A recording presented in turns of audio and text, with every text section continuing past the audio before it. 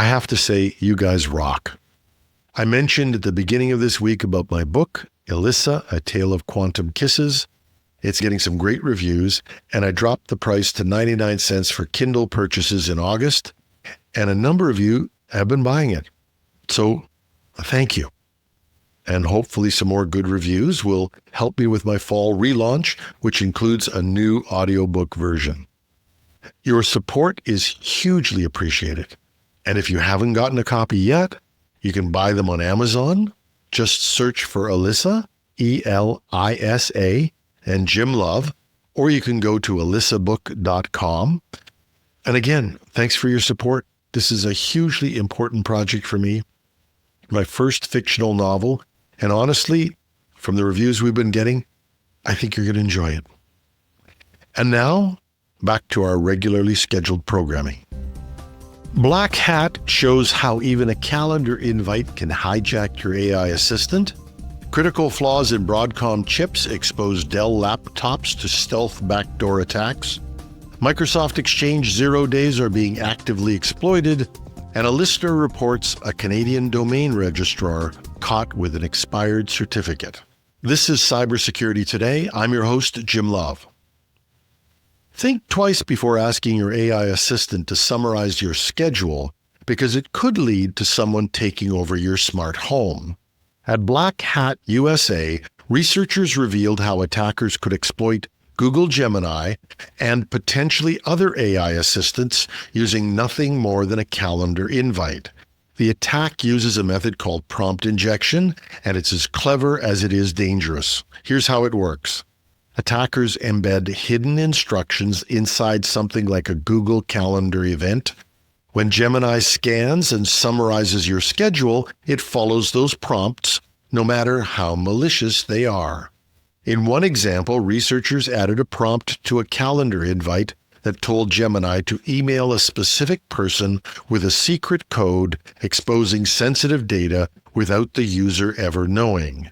In another, they had Gemini unlock and disable connected smart devices, like turning off security systems simply by summarizing a compromised event description.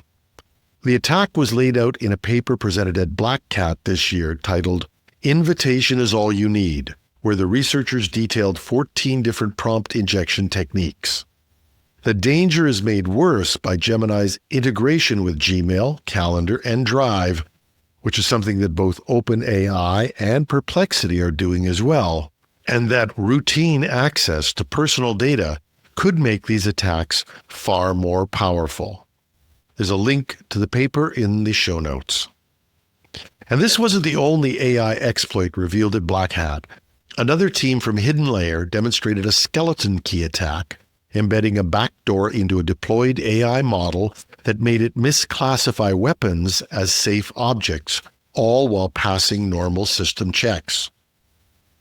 The key insight? These attacks don't use malware. They rely on AI assistants doing what they're told, even when those instructions are hidden in plain sight.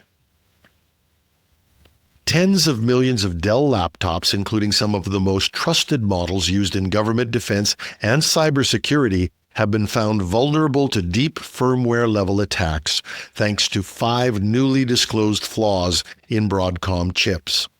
The vulnerabilities were discovered by Cisco Talos in the Broadcom BCM5820X chip series, used in Dell's Control Vault 3 secure enclave.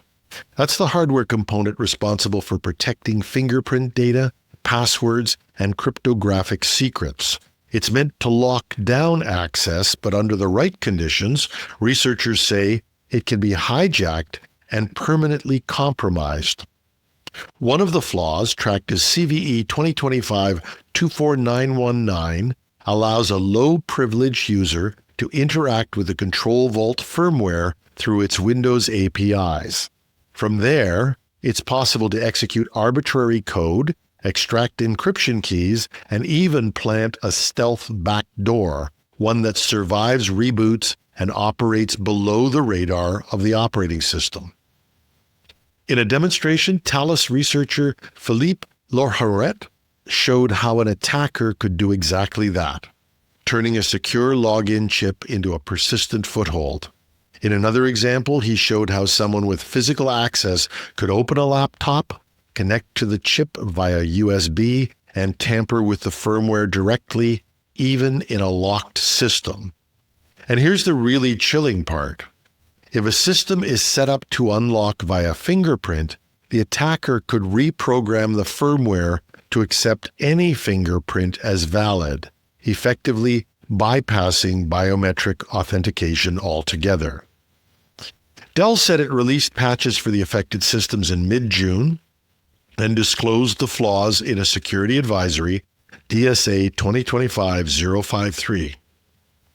Cisco Talos said there's no evidence the bugs have been exploited in the wild so far, but the risk is real, especially in high security or high trust environments. To reduce exposure, Talos recommends disabling fingerprint authentication in high-risk physical settings and ensuring that the chassis intrusion detection is enabled where it's available. Microsoft has confirmed that 2 zero-day vulnerabilities in Exchange Server are being actively exploited by attackers to escalate privileges and bypass critical security protections. The flaws, CVE 2024-38080 and CVE 2024-38053, were disclosed in this month's Patch Tuesday update. Both affect on-premises Exchange installations, not the cloud-based Exchange online service. The first bug, CVE 2024-38080, is a privilege escalation flaw in the MS-HTML platform. If exploited, it can give an attacker system-level access, the highest privilege level in Windows. The second, CVE 2024-38053, is a security feature bypass that could allow attackers to sidestep protective barriers and maintain persistence on a compromised network. Microsoft hasn't revealed who's behind the attacks or how widespread they are, but it has confirmed that the vulnerabilities are being actively exploited in the wild. The nature of the flaws suggests they're being used in post-exploitation scenarios where attackers already have a foothold and are using these bugs to dig deeper or stay hidden. Patches are now available, and organizations running on-premise Exchange are urged to apply them immediately. Systems left unpatched could remain vulnerable to lateral movements and stealthy privilege escalation. It's another reminder that even with a shift to the cloud, on-prem Exchange remains a high-value target and a persistent weak point for attackers looking to escalate access inside enterprise networks. By the way, this is just one of the many stories we'll be covering in our month in review, where we do an in-depth dive into the key stories with our panel of experts. It's available on Saturday morning.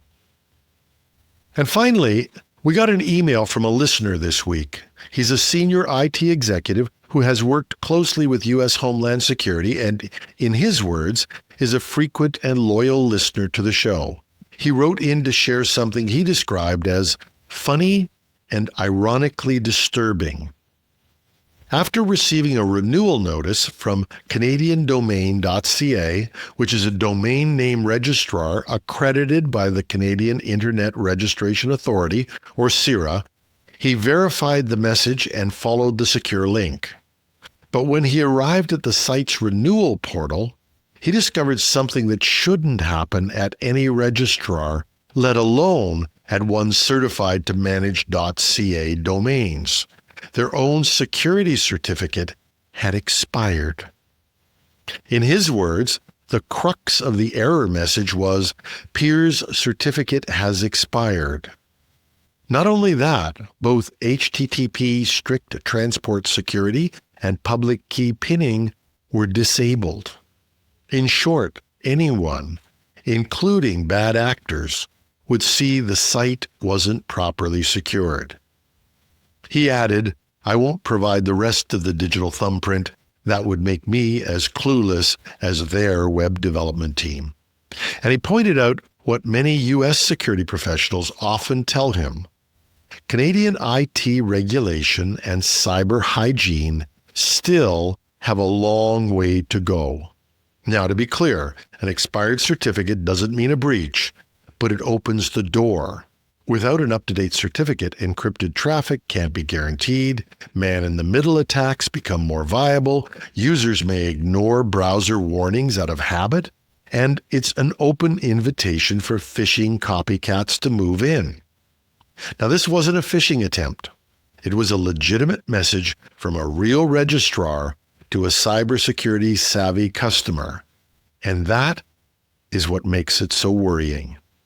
Thanks to Tired Tim for the heads up. And yes, we love these tips and stories from our listeners. And that's our show. If you like what we're doing, please share the show with others. Give us a like or a comment on your favorite podcast app or site. We're found everywhere: Apple, Spotify, YouTube, and more. We're back on your Alexa speakers and hope to get back on Google Smart Speakers soon. And we love to hear from you. Tips like this story today are just fantastic. But just comments or what you think about the program. You can reach us at technewsday.ca or .com. Just go to the Contact Us page. And while you're there, if you would like to support what we're doing, you can go to the Donate tab and consider contributing the cost of a cup of coffee a month to support the show. All of this money gets spent on our technical expenses or show development. And if you're watching this on YouTube, just leave a comment under the video, but your contributions would be gratefully accepted as well. Remember our monthly review show, it's available Saturday morning. There's always some great discussions and stories. I'm your host, Jim Love. Thanks for listening.